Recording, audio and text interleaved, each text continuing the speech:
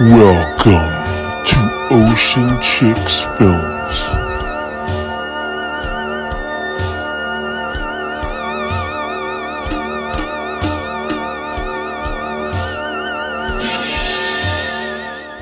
Hey guys, welcome to Ocean Chicks Films. I'm your host Karen, and on today's show we have a special viewer request. What's up everyone, this is Anthony from Fever Dreamland Theater, and today I have a very special request for Karen from Ocean Chicks Films. I want to hear you review a hidden gem from the 80s. This one stars the legendary Burt Young in a little movie called Going Overboard. I think he probably has some really stinky armpits as well. Oh. Wait, no, that's not right. Karen's Adam Sandler marathon isn't even till summertime. I'll see you later. Just kidding. We're going to keep it horror. Today, I want to hear your thoughts on a 1982 movie, Amityville II, The Possession. Thanks, Karen. Looking forward to hearing your thoughts on this one. It should be awesome. Anthony, the Adam Sandler marathon was supposed to be a secret. Amityville II, The Possession. Oh my god, what a great choice. Okay, I want to dive right into that. There's so much to talk about. This is a disturbing sequel. Or is it a prequel? Not really sure. Anyhow, it came out in 1982, and it's one of my favorites. Amityville II, The Possession from 1982. The Montelli family buys a house in Amityville, Long Island, and soon after, unsettling events begin to occur. Mysterious demons that infest the house prey on abusive Father Anthony and their extremely religious mother Dolores and their children. Directed by Damiano Damiani, starring Burt Young, James Olson, Rutanya Alda, Jack Magner, and Diane Franklin. This movie has a lot of heavy topics in it, and I can't wait to talk about it some more. But interestingly enough, the cast said they had a blast filming this movie. So just so you know, this review will have spoilers. So if you haven't seen it yet and that's not cool, click off now and we'll catch you on the next one. Or go watch it, come back, watch this review because I'm going to talk about a lot of stuff here. I gotta say that this movie has some of the best practical effects as far as possession scenes go in a movie that I've ever seen. It still gives me chills to this day. In my opinion, this is absolutely a prequel. It's just that it's loosely based on the facts of the true life story of the DeFeo murders. Not sure if you guys know or not, but the Amityville Horror from 1979 is my favorite horror movie of all time. It always has been, ever since I saw it. The Exorcist is neck and neck with it for me now, but The Exorcist is something I've recently come around to because it used to scare me so much back in the day. I never would have considered it my favorite movie. And I know I say Aliens is my favorite movie, but I consider that to be a sci-fi movie. So, different genres. And I know there are people that feel that Alien and Aliens are horror sci-fi movies, but in my opinion, they're separate. Two separate things. As is common with many money-making projects, there was a legal battle. And it seems that the Lutzes had the rights to a lot of the story from the first movie. So they didn't want this film to be based on the book that it was, which was The Murder in Amityville, that book. They wanted it based on a different one. They didn't pan out. They didn't win, and the story carried forward, although there were changes made to it. One of those being, instead of calling the family the DeFeos, they called them the Montellis. This one was directed by Italian director Damiano Damiani. What a great name. Can't get any better than that. And he spoke only Italian, I believe, so that must have been interesting and challenging, but I guess they all had fun doing it, and it all worked out great. Some of the scenes are cut from the film that are quite disturbing, more disturbing than what's there, but you still get the gist of it because they imply everything, so you kind of know what's going on. There's the demonic possession of the son, Sonny, played by Jack Magner, and his sister, played by Diane Franklin. The two of them together have a relationship kind of thing after he gets possessed, so it's pretty cringy, pretty creepy, but necessary to the plot. The initial story was supposed to make reference to an Indian burial ground, that kind of a storyline, but that was changed to much more religious thing because of the director, who is Italian Catholic. So they went that route instead with the priest and the exorcism and the whole thing. So the story starts out with a family, the parents, who have 4 children, 2 teenagers and 2 younger kids, 2 boys and 2 girls. And they're moving into 112 Ocean Drive, the Amityville horror house, and it looks exactly the same as it did in the first film. This family is making a fresh start in this new house, but very quickly we start to see how dysfunctional they are. All of these behaviors start to come out, anger, aggression, all of that, and the tension starts to build right at the beginning. So the father is named Anthony. It's kind of ironic, right, Anthony? He's played by Burt Young, and Burt is playing this character that's incredibly prone to anger, very abusive. An example of that is that he's like takes the belt out to hit the kids with the belt.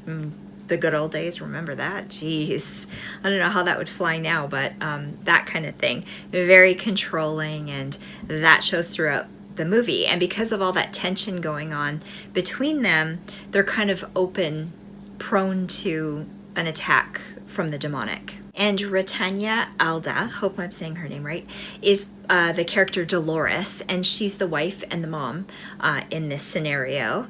And she's very, very religious, so she's constantly taking the kids to church, and of course the dad doesn't go with them because he doesn't believe in it. He's kind of against it, so that creates even more tension. But I think she's thinking the religion is going to help protect her family or save her family from this darkness that seems to be around them all the time. And like I said, we've got Jack Magner making his debut appearance in this film, actually. He plays the eldest son, Sonny. And I think he went on to be in one other movie or something, and then he quit and became a teacher or a principal or something like that. He's very good in this role, though. And then we have the lovely Diane Franklin playing the eldest sister, Patricia. She's excellent in this role. Oh my gosh. This movie is worth it just to see her performance because it's so good. And she was like 20 years old or something like that around that time when she did this. Absolutely incredible. But one thing that I thought was really cool that I read, she actually was coerced by the director, producers to do a scene with no clothes on whatsoever. And she refused, and they accepted her refusal, and they shot her from behind instead so that she didn't have to be fully nude in the shot. You go, girl, because that's awesome. Especially for back in the day then when, women were kind of forced to do stuff like that. You've heard of all the controversies that have come out lately about male, directors and higher ups. So that's pretty incredible. Really, really admire her for that, and glad that she went that route and that it worked out. And then we have the 2 younger characters that play the younger brother and sister as well, and they're really great in this role too. So like I said, the story is loosely based on the true life story of Ronnie DeFeo Jr., who was convicted and charged and sentenced to jail, died in prison actually too, of the murder of his entire family of parents and the children in this house. And the story itself is pretty close to what they talk about in the first film as being the story, but they've taken a few liberties to change things up a little bit because of the legal battles, like I said.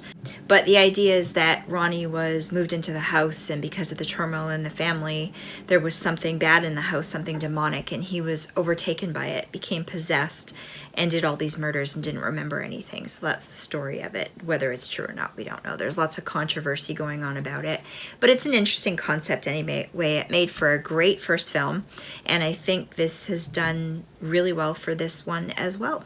One thing that always perplexed me about the true life story is how the bodies were found. So Ronnie shot and killed all of his family members. So 1, 2, 3, 4, was it 4? The parents and the 2 kids, or 3 kids? 3 kids.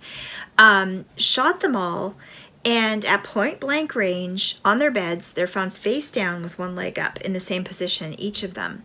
Nobody heard anything. No one, ran and hid in a closet or fought back or anything like that. And none of them had drugs in their system. I find that really strange. I don't know if any of you know anything else about that story, but because I'm sure there's more documentaries and things that I haven't seen yet about this, although I feel I've seen everything and read everything. But very, very strange to me. Right away, we get a tour of the house, and it's all very vintage 70s, and you get that feeling again from the first film. And, you know, they go down into the basement and they find the creepy room, and there's this essence of something going on. And the mom's doing laundry, and she feels like something's behind her, touches her. You get this wisp of a breeze, you know, and her look on her face, and you just know that there's something weird going on there. Now, as a kid, we had huge houses like that, and you had to go down the basement to go into the freezer to, you know, go do the laundry or whatever. I remember being freaked out by that as a kid, that I would like double step up the stairs to get up quick to shut the light off because I was freaked out. Probably because of this movie. So I just think this is a great sequel or prequel to the first film. It's one of the best, I think, that I've ever seen. This movie is beautifully filmed. We often have shots that we're seeing through the camera as though we're seeing through the demon's eyes traveling through the house, and then you get these close-ups of the terror and or the confusion in the person's face as to what's going on. I really love that. And the makeup and the look of Sonny's face when he's possessed is truly terrifying. This movie really scared me back in the day. I think I probably had nightmares for years to come afterwards too. I love the 70s look of the decor and the fashion. That's always so cool to see.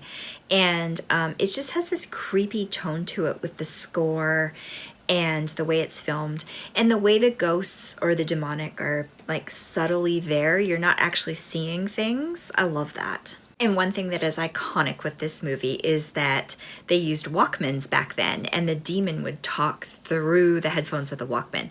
Who had a Walkman? I did. So that flashes me back, and that was really, really scary. And through the Walkman headphones, the demon says, "Why didn't you kill that pig?" to Sonny, making direct reference to Jody the pig in the first film, you know, the one with the red eyes through the window. I mean, that scene itself is like iconic as well. Super, super scary, but it's cool that they tied those two things together.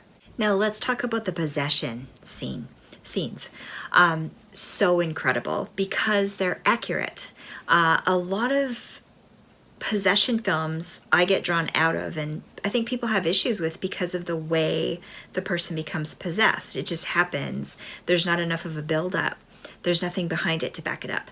This one delves into the history of demonic possession and exorcism, and it actually follows along with it throughout the film to get you there. So there's a slow build-up. This possession actually follows the stages of possession that are written and they're out there. Most possession films don't do that. They have weird ways of making the person possessed, and they focus more on the makeup and the look, the contact lenses, that kind of thing, rather than how the person got possessed. This movie takes its time and builds you up to that. Now I'm going to read the stages of possession, and these are the ones that Father Gabriel Amort from the Pope's Exorcist, that priest that was featured. He was the chief exorcist for the Vatican in his lifetime. He passed away a couple of years ago, but he believed in these stages, or knew that these stages existed. And I'm going to read them for you because I think it's just easier that way.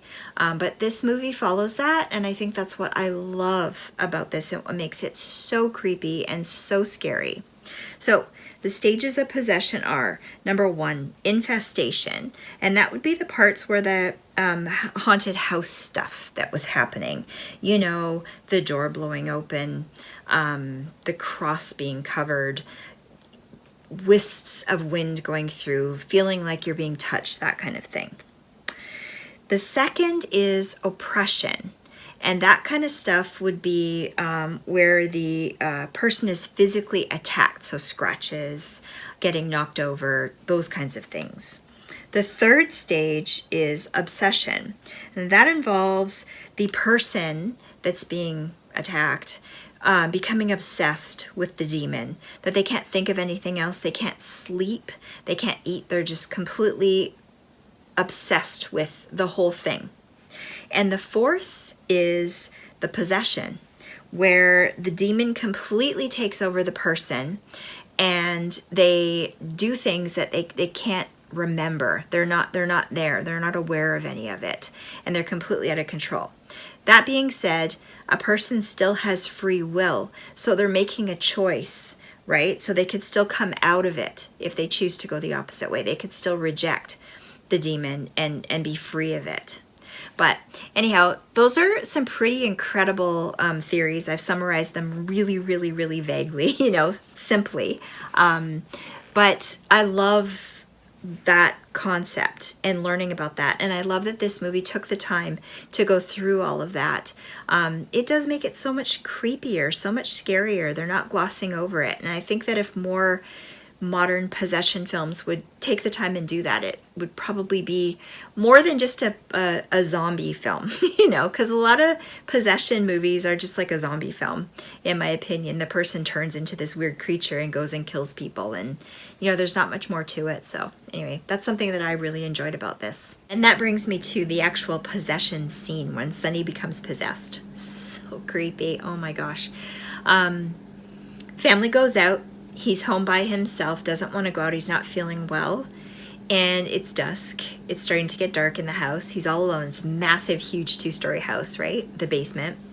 He's there, and he starts to feel like something's following him and attacking him. He ends up in the bedroom on his back on the bed with this invisible thing lunging and crushing his chest in, jumping on him as though he's a trampoline.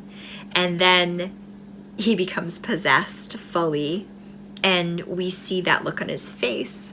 And it's so scary. One of the scariest scenes I've ever seen in my life. I couldn't sleep for years after seeing that. Part of the reason why I just never watched The Exorcist, because I couldn't hack it. But I love it. It was so well done, the way that they put that together. So well done. There were other parts to it too where he was, plagued by it, because it's the demon's attacking his body and breaking it down. It can't handle having it there, destroying him, So we see even a scene where like his neck, you can see the thing bulging through his neck, bubbling up. Very creepy, very cool. So if ever I'm in a huge old 2-story house like that again, I don't think I will ever not be afraid and think of this movie. And now, because things are starting to get really crazy, the mom asks the priest to come to the house to bless the house, because she just doesn't know what else to do. Of course, this irritates and makes the dad very angry, because he doesn't believe in that kind of thing, and it causes more tension and turmoil. And then we have a scene of him blessing the house that goes awry, just like in the first movie with the priest that comes to the house with the flies and the get out scene, which is iconic as well. Very, very creepy. He's got a crucifix, there's blood, that kind of thing. And it's unsuccessful, and he leaves.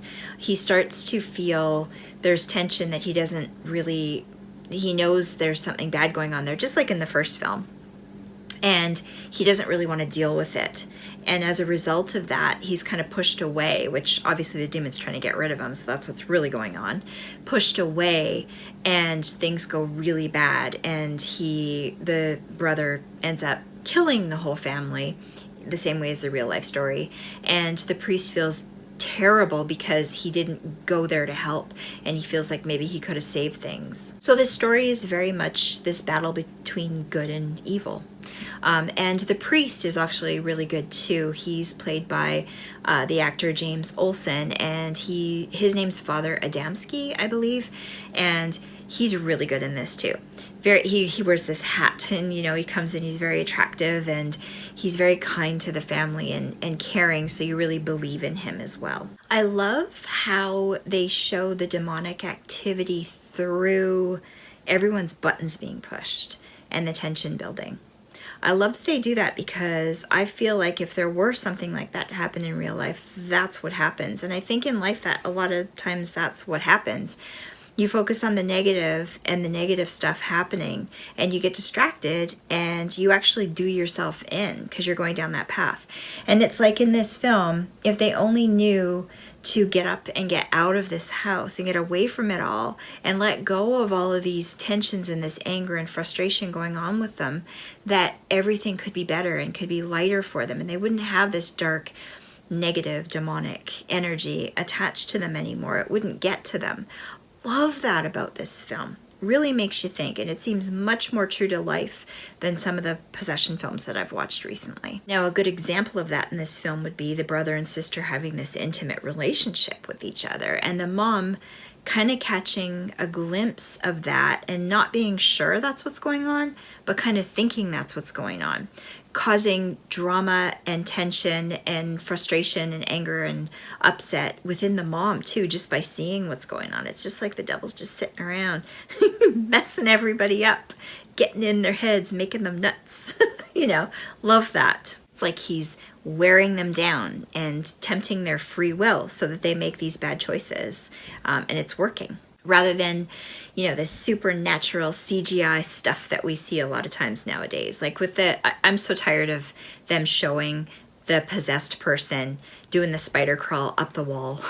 Like, stop doing that already. We don't want to see that anymore. I much prefer this film. So in the end, as a result of the guilt the priest is feeling for the family, Sonny's been hauled off to the police station to get brought up on charges. And so the priest talks with him and is able to get him out of the police station. Of course, they end up back at the damn house, the best place for them. And the priest stupidly decides he's going to perform an exorcism by himself. Very smart. And in doing so, the devil just has at him. So he's successful in exorcising the demon from Sonny, but then of course the demon goes straight into the priest. You know, priest is possessed, which was the goal in the first place, I think. And Sonny's freed, but it's kind of screwed because Sonny, he's still going to go to jail for the murders of his family, and you know, everything's just a big mess. The friend comes to try to help the priest. The priest tells him to get out, get away, and then it ends. And it's kind of like, you know, crap. It's all bad. It's all screwed. Love that about that, because it really does make you think.